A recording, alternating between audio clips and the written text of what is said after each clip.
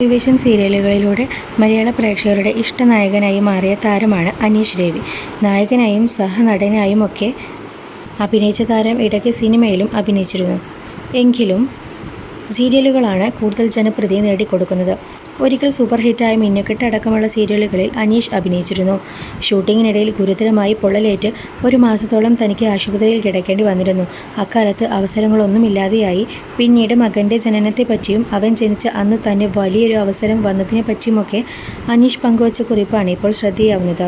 വർഷങ്ങൾ പോയതറിയാതെ സിനി ടൈംസ് നിർമ്മിച്ച് ജ്ഞാനശീലൻ സർ സംവിധാനം ചെയ്ത സൂര്യ ടിവിയിൽ ടെലികാസ്റ്റ് ചെയ്ത എക്കാലത്തെ മികച്ചതും മലയാളത്തിൽ 1000 എപ്പിസോഡ് പിന്നിടുകയും ചെയ്ത ആദ്യ സീരിയലായിരുന്നു മിന്നുകെട്ട്. അന്നൊരിക്കൽ ഓപ്പോൾ എന്ന സീരിയലിൻ്റെ ഷൂട്ടിങ്ങിനിടയിൽ ഉണ്ടായ തീപിടുത്തത്തിൽ എനിക്ക് പൊള്ളലേറ്റു. ഗുരുതരാവസ്ഥയിൽ 28 ദിവസം ആശുപത്രി കിടക്കയിൽ. പിന്നീട് അവസരങ്ങളൊന്നുമില്ലാതെ കുറച്ചുനാൾ.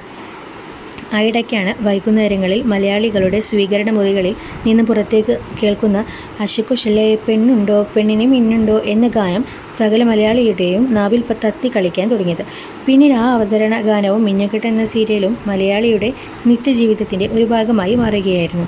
ഒരു തിരിച്ചുവരവിനായി കാത്തിരുന്ന എനിക്കന്ന് ഒരാശ്വാസമായത് ആനന്ദേട്ടൻ്റെ വാക്കുകളായിരുന്നു. മിന്നുകെട്ടിലെ വിഷും എന്ന നായക കഥാപാത്രത്തിന് ജീവൻ നൽകിയ ആനന്ദേട്ടൻ ഇടയ്ക്കിടെ എന്നെ വിളിച്ചു പറയുമായിരുന്നു, എടാ നിനക്ക് പറ്റിയ ഒരു കഥാപാത്രം വരുന്നുണ്ടെന്ന്. ഈ നാളുകൾ കൊണ്ട് മലയാളികളുടെ മനസ്സ് മുഴുവൻ കീഴടക്കി. മിന്നുകെട്ട് റേറ്റിംഗിൽ 1-ാം സ്ഥാനത്തേക്ക് കുതിക്കാൻ തുടങ്ങിക്കഴിഞ്ഞിരുന്നു. ഒടുവിൽ ആ വിളി വരുമ്പോൾ ഞാൻ ജീവിതത്തിലെ ഏറ്റവും ടെൻഷൻ അനുഭവിച്ച നിമിഷങ്ങളിലൂടെ കടന്നു പോയിക്കൊണ്ടിരിക്കുകയായിരുന്നു. കോസ്മോ ഹോസ്പിറ്റലിൽ സുമി അകത്ത് പ്രസവവേദനയിൽ.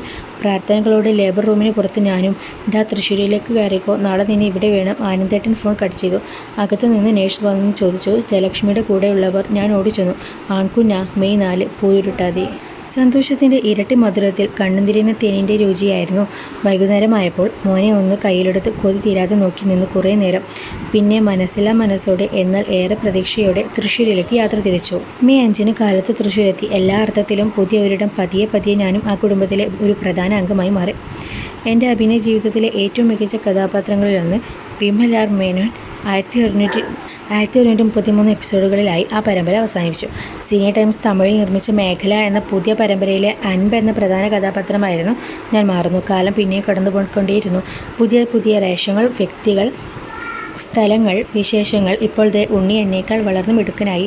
ഇന്നവൻ പുറത്തിറങ്ങുമ്പോൾ ചുമ്മാ ഒന്ന് ക്ലിക്ക് ചെയ്താൽ മക്കൾ വളരുന്നതിനൊപ്പം മാതാപിതാക്കളുടെ ഉള്ളിലെ പ്രതീക്ഷകളും വളർന്നു കൊണ്ടേയിരിക്കും.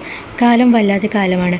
ജീവിതയാത്രയിലെ പ്രതിസന്ധികളെ നേർവഴിയിൽ തരണം ചെയ്യാൻ മറ്റു മക്കളെപ്പോലെ എൻ്റെ മകനും കഴിയട്ടെ എന്ന പ്രത്യാശയോടെ പ്രതീക്ഷയോടെ എന്നും പറഞ്ഞാണ് അനീഷ് രവി എഴുത്ത് അവസാനിപ്പിക്കുന്നത്.